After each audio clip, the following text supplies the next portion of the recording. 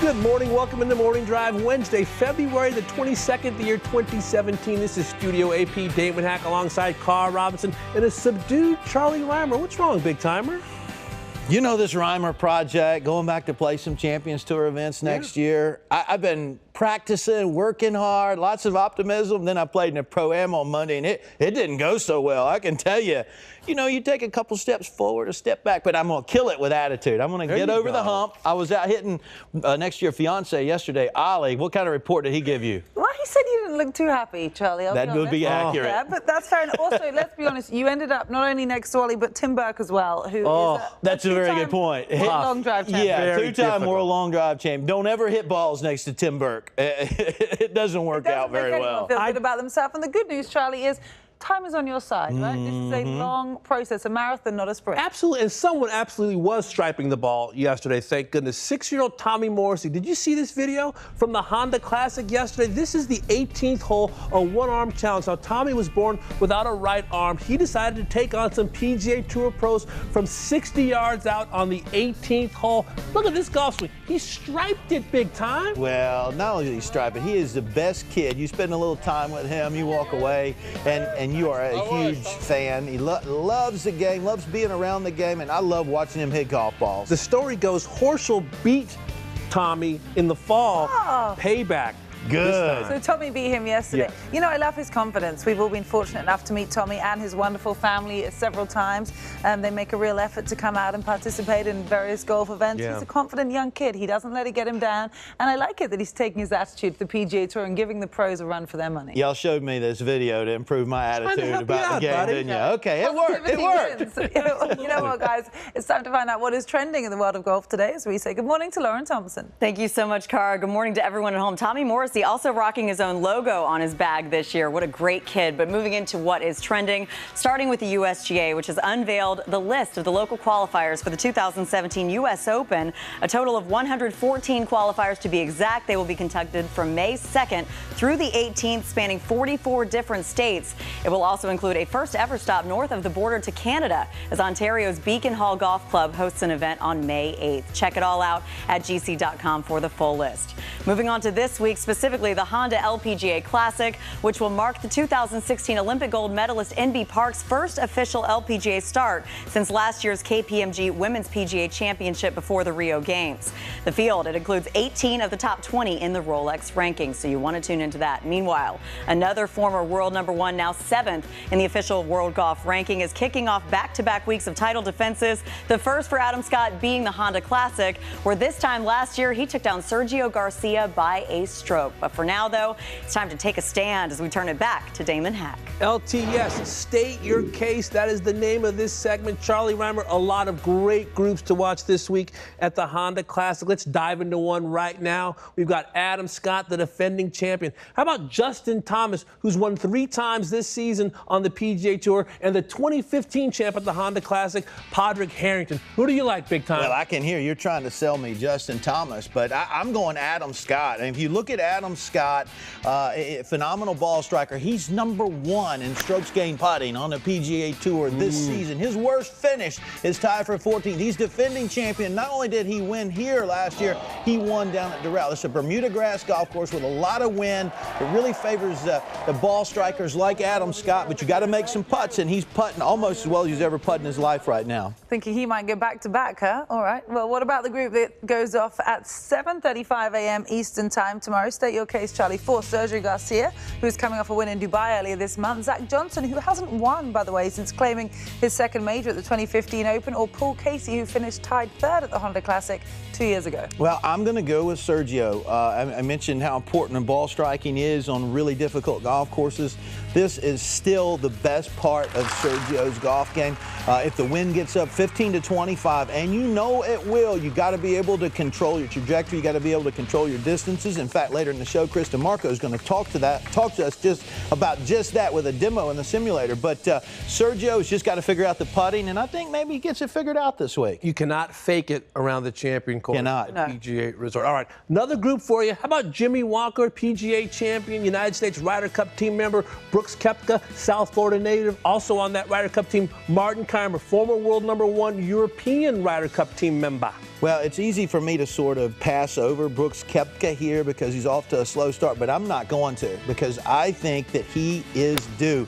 He was born in the West Palm Beach area, lives there, played his college golf at Florida State. He's a big hitter, which helps at PGA National. But more than that, he's familiar with the wind he's going to have to deal with, and he's familiar with the Bermuda grass, not only in the greens, but in the rough. He's happy as a mule in a briar patch in that Bermuda rough. And I think he's due for a big week. Alrighty, 3 from 3 so far. What about the last group? This is the afternoon wave. Ricky Fowler, who is coming off a tie for 4th in Phoenix. Daniel Berger, who, don't forget, came so close losing in the playoff to Broderick Harrington a couple of years ago, or a first-time winner on tour this season, Hudson Swafford. Well, Ricky Fowler, I'm going with him. He's got 5 starts this season on the PGA Tour. 4 are top 6 finishes. The other one was a miscut. I'm not going to mention that.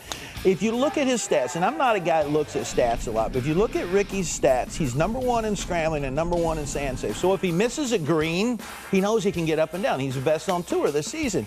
Here's what's really cool. He's not missing many greens. He's 14th in greens in regulation.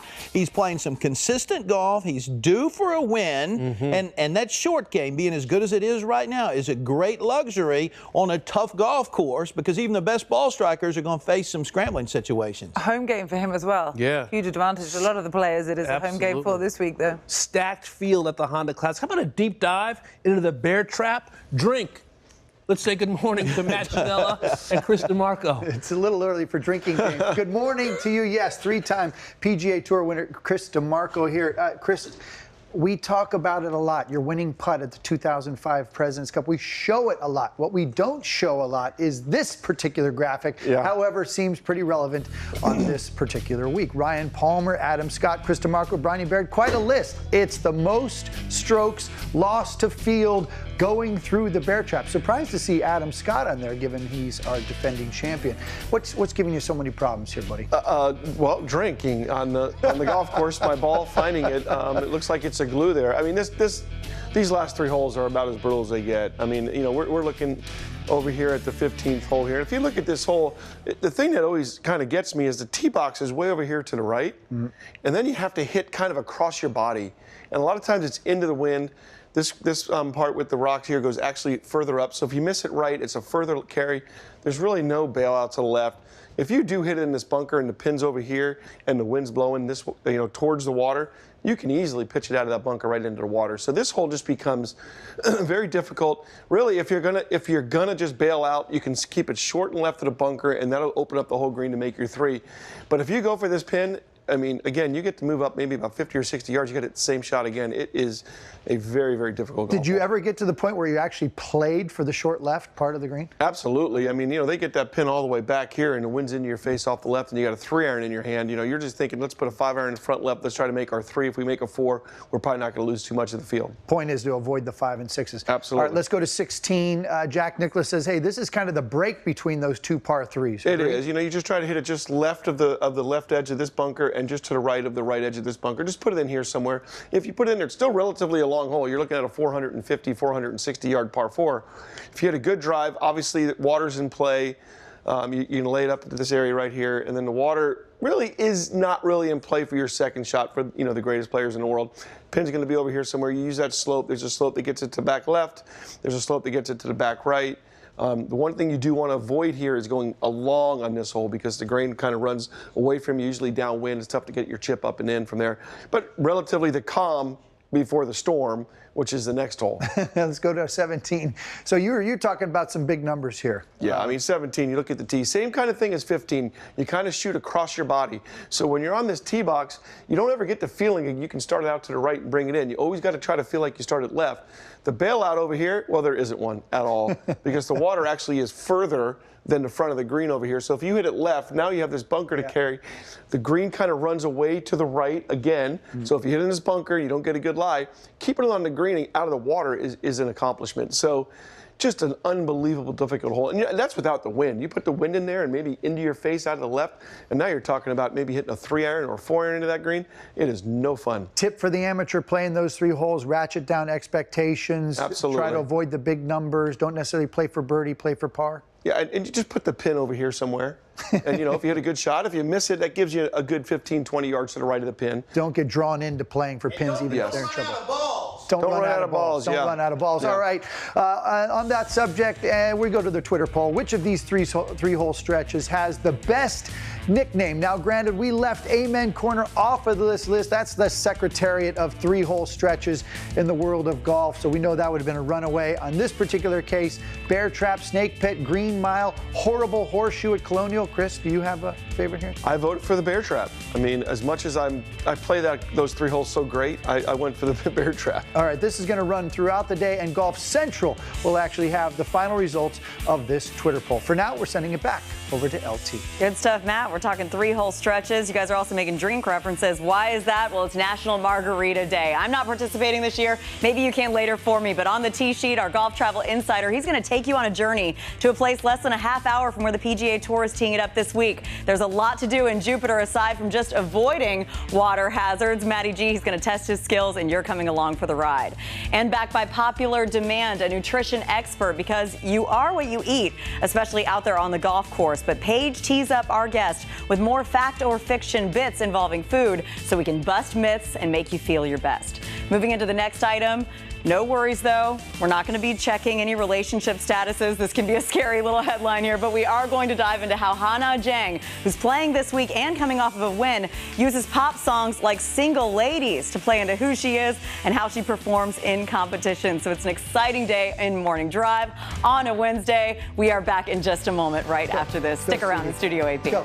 Beyonce? Oh, the Single Lady. That's Beyonce, isn't it? Beyonce. I got one right. That's not the move. She's called bad.